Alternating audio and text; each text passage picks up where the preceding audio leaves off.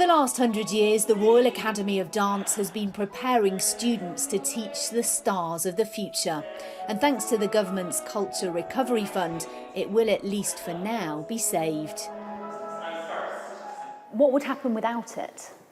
Well, the arts would be in a desperate state, and I know how difficult and challenging it is for people who are working in this industry at the moment.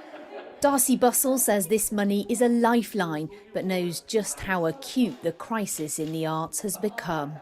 Not to be over dramatic, but it is like a death. Do you think for so many of these students going into this art form that they've been passionate about, this is not just a job, this is their life. It has been devastating to think that they can't get on with their jobs, they can't keep inspiring. You don't get paid much to be in this industry anyway, so they do it for the love of it.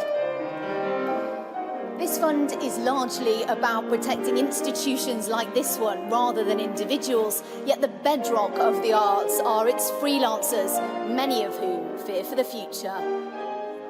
The Old Vic in Bristol received the £600,000 it needs to survive, but bosses insist the sector needs more.